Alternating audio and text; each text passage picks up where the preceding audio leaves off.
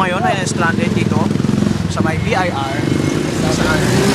Doon mo napansin na nasira po ang sapatos ni Jens. Dito po tayo ngayon.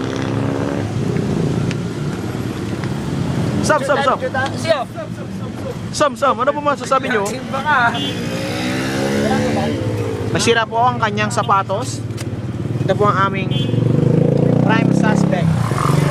Ba't po nasira yung sapatos? Hindi ko alam eh. Hassle nga eh. Pag nasa dula, paano?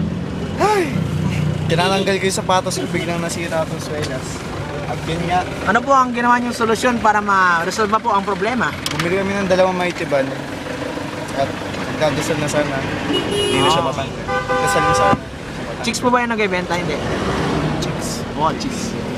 Tapos si Jason mo, ibili po ng Pizza Hut. Hindi, Pizza Hut.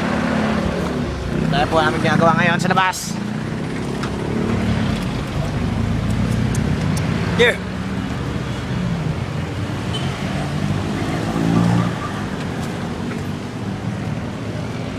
Tagal na Benjo. Ay.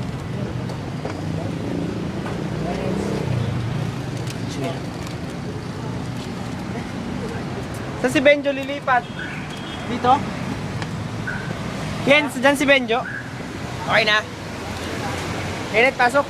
Pasok. Bigyan mo kay ano. Likod. Bigyan mo kay ano. Abidjo yan ah. Oh. Okay, dadagdag si Benjo. Ito nga. Wait, tama na. Masya ba ako dyan? Yo!